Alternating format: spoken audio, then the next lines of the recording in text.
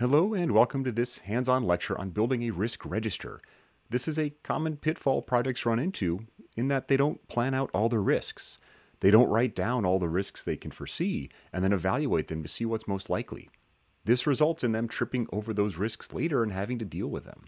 So one of our success factors is taking time to write down the risks and then to see what impact they have, how probable they are, and then to rank them using those scores. Here, we'll be using Google Sheets, a free piece of software to make this document. But you could use any piece of software, Microsoft Word, or even a whiteboard to map this out. Sometimes these will be two separate documents, a risk register detailing risks, and a separate risk matrix, but here we'll combine them together just for ease of demonstration. So let's jump in and build a risk register together. Here we have a blank Google spreadsheet that I've added 4 columns to: the risk, its impact, its probability, and a total score. In this example, we'll keep it pretty simple just by listing the name of the risk. But you also might have something like the risk owner, or a link to a contingency plan, or additional information about it.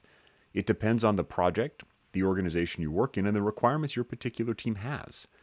So first, we're just going to brainstorm some risks for a project.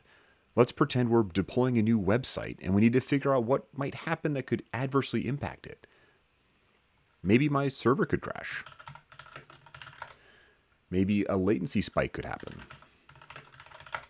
I could lose power. Or maybe a bug crops up that slows down someone's ability to create an account. I would work with my team to identify every possible risk I could, and I wouldn't want to limit their thinking. I'd want to encourage them to write down everything, because our next step will be to think through the impact of the risk. In this example, if my server crashes, is that a very high impact or a very low one? For here, we'll use a rating of a 1 to a 5. 1 is low and 5 is high. So talking to my team, I think this is a 5. It's pretty bad.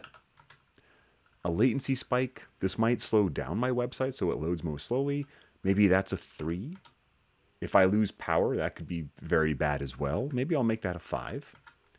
And if there's some bug creating an account, that's not good, but it's not the worst thing. So I'll make that a 2. I would repeat that process for every risk I have, talking to my team and figuring out what do we think the impact is. Next, we'll consider how probable it is. How likely it is will my servers crash? Now, talking to my team, they tell me, Rob, that's not very likely. We have a lot of extra servers and a lot of great technology to prevent that from happening.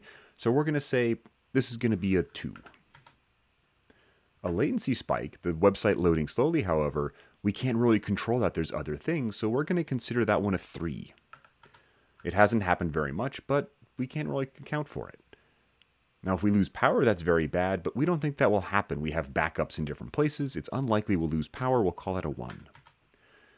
And this account bug, we've seen it happen before, so we think it's fairly common. We're going to rate that a 4 in terms of probability. I would repeat this for every single risk I have, working with my experts to figure out what's reasonable.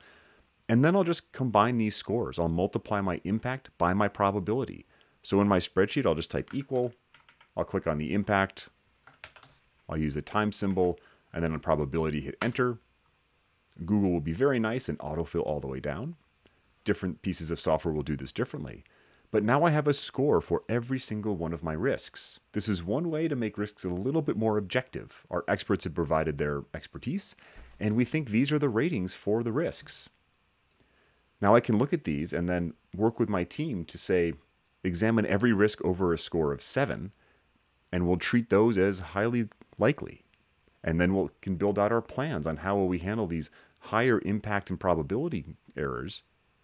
And then we can work together to build out plans for these risks that have a higher score. We will still look at the lower score items, like losing power, but we won't put as much energy into those because they have a lower score. They're either less impactful or less probable. So there we built a very quick risk register that also included our impact and probability scoring. This is a very simple way to account for risk. And again, you may include more information like a risk owner or contingency plan. But a common pitfall is not taking this step, not considering the risks to your project. So be sure you're putting time in early in planning, and then again to review as the project goes on, to rate your risks so you can account for them and make sure you are ready in case they happen. Thanks for taking some time to get hands-on with a risk register, and I'm looking forward to seeing you in another one of these lectures soon.